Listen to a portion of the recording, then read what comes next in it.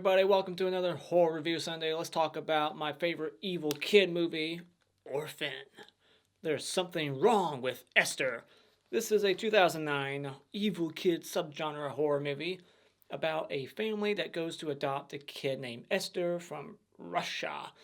And quickly after they get this girl home, things start going awry. It is definitely worth the purchase that I spent. Very cheap on Amazon right now. I think it's like $10. Go buy it. So, there, you know my rating for the movie. I like it. It's a very good evil child subgenre horror film. It's one of the best. It's my favorite of that subgenre. You know, you got Children of the Corn, so on and so forth. That's the most popular, like, evil children movie. Bloody Birthday, so on and so forth. The Good Son, Macaulay Culkin, whatever, how you say his name. Macaulay Culkin from Home Alone. This movie was directed by the guy who directed, I want to say, Non-Stop with Liam Neeson, one of my favorite Liam Neeson movies. And this guy directed The Shallows, one of my favorite shark movies of all time, next to Jaws. So this guy is a damn good director, which brings me into my positives. This is a very well-made movie. I love this director. He's great. We got a great cast here. You got Vera Farmiga. And then you got CCH Pounder. I recognize her from Psycho 4, The Beginning. She's the DJ in that film. So we got plenty of familiar faces, tremendous acting. I think Vera Farmiga really carries this film on her shoulders. She gives a damn good performance. She is just awesome. Like, she's the voice of reason. She is the one you're rooting for. This movie does a really great job of getting you on her side and really making you hate her husband. And that will be in my negatives later. I just could not stand the husband. All right. But Vera Farmiga, great. I love the character development in this movie. The characters, the way they're written, the conflicts, the suspicion, the back and forth, and even the good, chemistry between the husband and wife. I was having a good chuckle. There's one scene that really made me laugh out loud. I was not expecting to laugh that hard watching this movie, but it made me laugh. So I have to give it points for that. I think even the child actress in this movie, I think she was like 12 or 13 years old at the time. This child actress who plays the villain in the movie is great, playing the psycho. And I really like just the winter isolated setting. They're in this big mansion in the wilderness, just living out on their own, very secluded, sequestered from the rest of civilization. They just live on their own. Always makes good for a setting in a horror film when you're by yourself and help is way too far away. And just the winter atmosphere really builds to it. Nice cold feeling, and because it's a dark movie, and I just think it adds to the atmosphere, the winter setting. Lots of good shots of the house from outside and the storms that one night in that one scene. Very good stuff. There's lots of good little visuals here and there with the glow-in-the-dark paintings that I really thought looked beautiful and eerie at the same time. The juxtaposition really is it's a very cool, beautiful visual, but the content there is very dark and sinister. And I also really like the tense and gripping third act. Like, it gets you so energized and on board with this character that you just want to see her succeed and take out this little bitch so much that you're just rooting for her. It's gripping. You're like, is she going to make it? Is she going to convince these people of what's really going on? I like a movie that can get you on board and get you on the edge of your seat. Like, I want to see what happens. So kudos to the filmmakers for really getting me on board. It's a very engaging film. You're hooked. It's 2 hours long. Doesn't really feel it. It does not feel long. It's a very well-paced film. So, high recommendation for me. The only things that I would nitpick about the film is the father in this movie. He is such a fucking moron. Oh my god. It's the type of character, the decisions that he makes, that it makes you want to stand up and punch your wall like, fuck you. The writing around his character just felt slightly lazy, that he was just so over the top, skeptic, like, I don't trust you, woman I've married and fell in love with, who I've been with for so many years, and I'm still with, despite the fact that you almost killed our other kid a couple of years back because of your alcoholism. I don't trust you. I trust this girl we just adopted last week, who ever since she's been here has been causing nothing but trouble and has been there's been shady shit happening around her. Girls getting hurt at school. Now there's a missing nun who who just coincidentally is missing right after she came to give us some damning information about her. Like, really? You're that skeptical and you're that, like, this, you don't trust your wife at all? Because she almost killed your kid a few years ago on accident when she was drunk. Therefore, everything she says from now on is just not trustworthy. So irritating. You just want to scream at the screen because of him. But overall, I really just enjoyed the hell out of this movie. It was very gripping and intense, chilling at times. It's violent. It gets really dark and violent, more than I would expect. They could have easily went the PG-13 route, but they don't. They have some love scenes in here. Vera Farmiga is gorgeous in this film. She is stunning. And it's just a fun thrill ride from beginning to end. They really just kick it up a notch. They reinvigorate and put a spin on the evil kid genre, and it's refreshing. I really like this movie. So when it comes to Orphan, highly recommend checking this one out. Go out and buy it. Now let's go into the spoiler discussion. Alright, so this movie opens up with a nightmare where the chick is Vera Farmiga. She's dreaming about her third child dying at birth. And you can tell it's a dream sequence. But it's got some cool visuals, like that shot of her in the wheelchair going down the hall, and there's like a blood trail behind her. There's a mirror scare. That's dumb. It's so dumb. Like, come on. How many mirror scares are there? And it's like they show you a potential mirror scare like a few minutes before that where you think they're going to do it and they don't. You're like, oh, thank you. And then like 3 minutes later, same setup, and they do it that time. It's like, oh, come on. The mirror scare with the husband behind her scaring. Stop. And then they go to the Catholic orphanage. They pick up Esther. There's an instant good connection between the father and her because she's a painter. He's an architect. He draws for a living. And that's how they have that nice-ass house. It's very gorgeous. We find out she's from Russia and her family died in the fire. They don't know where exactly she's from, just somewhere in Russia. They don't know all of her history or her dental records or nothing. And the son is immediately jealous of the sister, the new sister. He's like, she's not my sister, and he hates the fact that she's getting any attention. The son has a porn stash in his treehouse. What is this, the 1980s? Kids today, this is 2009, right? Pornhub was around. So why is this little kid who's like 10 to 12 years old having porn magazine stashes in his treehouse? That's some like 80s Goonies level shit, kids back in the day. This is the modern day. All right, you need to get with the times, kid. And then the son, Daniel, he shoots a pigeon with a paintball and doesn't think it's going to kill it or hurt it. And he's surprised when the pigeon drops dead, like half dead, limping around. It's like, really? It's a paintball. Have you ever been shot with one? I've been shot before. Never again. It's not fun. It's not worth it. And you thought that that frail pigeon was going to be able to take that paintball bullet and just fly away? You're an idiot, kid. She has this secret little Bible book hidden somewhere with all these photographs of families that she's probably murdered. And then there's typical bullies at school. It's the new kid. Let's pick on her because of the way she dresses. And teachers don't ever do shit about it. Like, this girl gets bullied immediately. Like, when she steps in, teacher introduces her. Kid immediately is like, so-and-so called. She wants her dress back. And I have no problem with the way she's dressing. I was like, why is it a problem? Even Vera Farmiga was like, you're not going to go to school like that, are you? It's like, what's wrong with it? But for some reason, it's just an awful outfit that deserves to be ridiculed.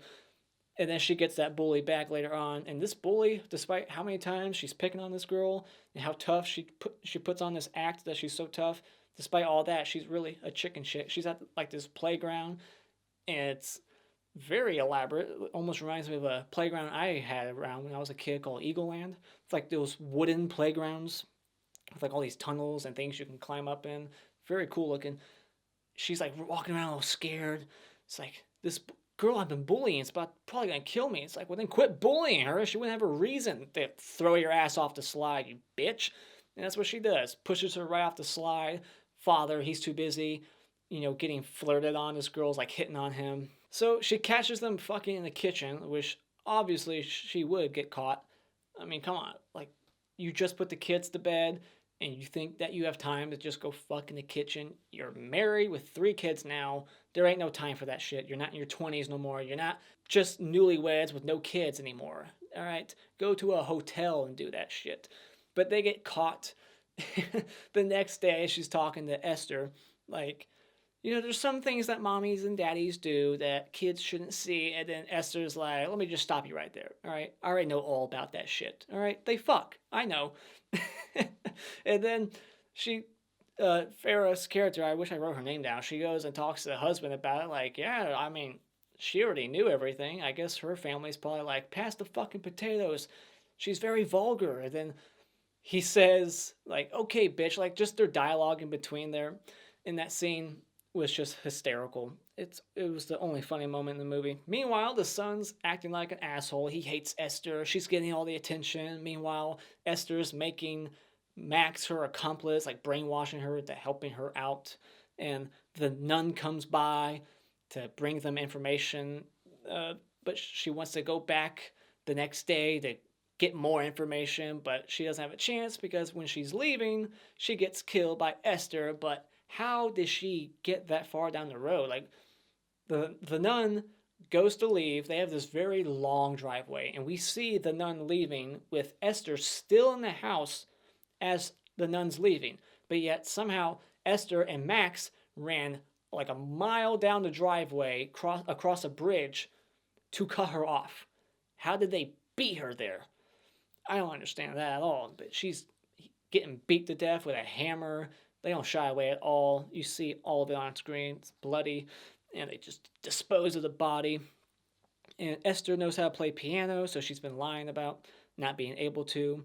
And we find out that the husband cheated on his wife 10 years ago and didn't admit to it until like 8 years after the fact. And yet, he's the one that doesn't even trust Farah throughout the whole fucking movie.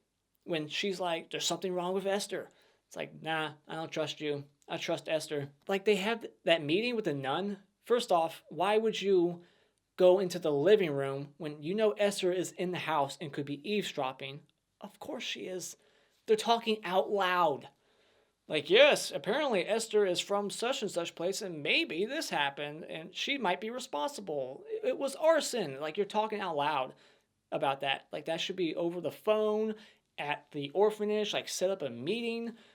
Don't have meetings like that with the person around, you idiot. I like when she sneaks into the son's room at night, puts a box cutter to his throat, like, if you tell anybody, I'm going to chop your little pecker off before you even know how to use it. And then we see like her glow-in-the-dark paintings. She has this painting of like a mental institution, but when you like flip the black light on, it shows like all these bodies burning and like jumping out of the window. It's a very awesome visual. And then even later on at the end of the movie, the father comes in. There's all these paintings that just look normal, but when you turn on the light, you see all the violence behind the actual image. So very great visual, that scene. And then there's like all these nude paintings of Esther and him, like she's fantasizing about banging him. So apparently she goes family to family, murdering them only if the father doesn't let her seduce him. Which makes me wonder, why hasn't she just tried to find a pedophile? Or give up this act as a child. That's the twist, that she's a 33-year-old woman with dwarfism, some kind of rare dwarf disease. Why would you just get, like, if it's all about sex, that seems like what it's all about for her. I mean, she's crazy and psycho too, but the reason why she keeps like giving up on families is because every time she tries to have sex with the husband says, no, you're a child. And then she gets mad and kills them all, sets the house on fire. Well, he wouldn't say no if you weren't a child. Maybe he wouldn't say no. But yeah, if you're going to pretend like you're a child, of course, 9 out of 10 times they're going to say no. This is the scene where they should have gotten rid of the child instantly. And when I say they, I really mean the mom, because at this point, the dad is never on team, let's get rid of her, until he's dead. But this is the scene where the mom should have been like, get out. She destroys the roses that were already established to her in the audience, that those roses they represented the dead kid. She planted them in honor of her third, child that died. And she said, like, as long as these roses are alive, it's almost like my baby Jessica's alive. And then later on, she destroys him and was like, oh, look, it's just, I got you a gift. I got you roses. Aren't I a great kid? No. Get rid of her now. So then Esther breaks her own arm and then says, Mommy did it. And guess what? Dipshit believes her. Like, you broke her arm, huh? Yeah. All right. I'm not even going to listen to your side of the story. Yeah, you did it. Makes no sense why he's so quick to blame his wife and believe every word out of that little girl's mouth who they just adopted. Yeah, and then she's like, just get rid of the girl or I'm leaving. And then there's a treehouse fire. Daniel's going into the treehouse to like dig up the evidence that she's been hiding, the bloody hammer, the bloody clothes. And she sets it on fire, and then he falls out of the treehouse, breaks his like neck. And then she goes to like bang his head with a rock, but Max, the deaf girl, comes and helps out.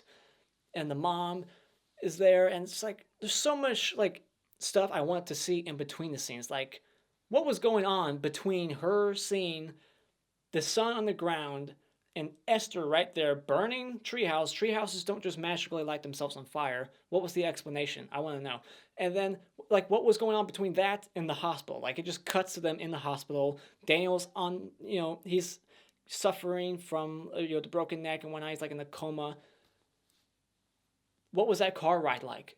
Like, at that point, she was so already pissed off at her. I'm surprised she never slapped her sooner. That was another incident where it's like, beat the shit out of a kid, get rid of her, throw her in the pond, get rid of her. But yeah, all this just breaks her down. She starts drinking again, or she's about to. She buys 2 bottles of wine, but then dumps one down the drain because she sees the pond, and it just, gives her a boost of confidence that she can get this shit settled. She's going to find out once and for all what the hell is wrong with this kid. Another scene where it's like, get rid of the kid.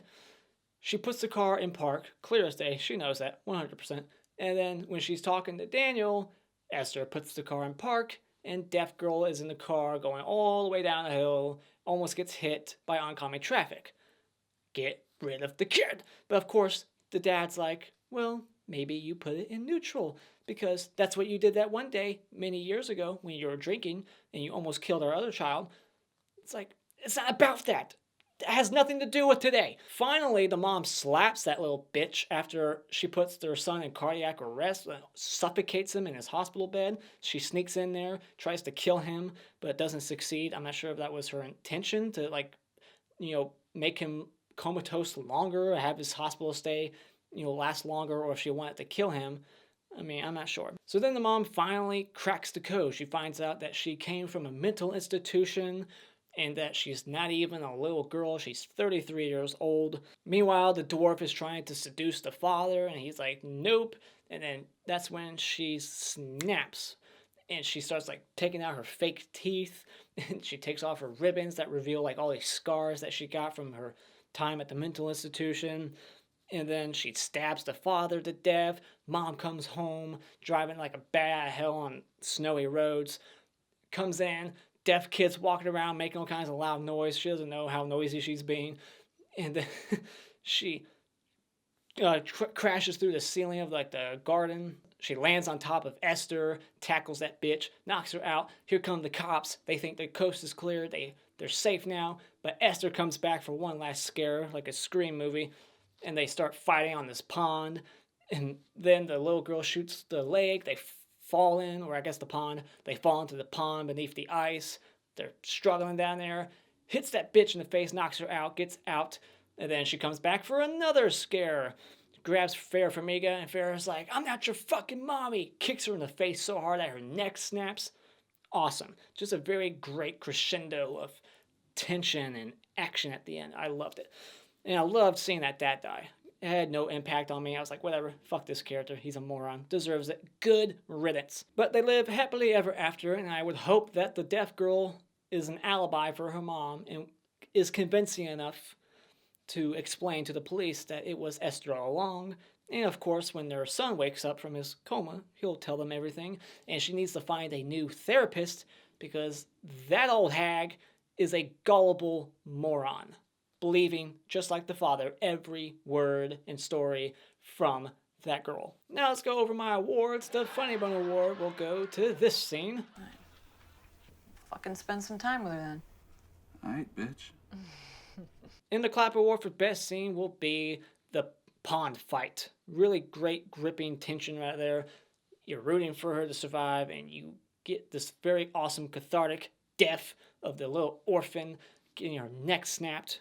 Great stuff. In the Mr. Hat Award for favorite kill will go to the nun who gets hammered to death.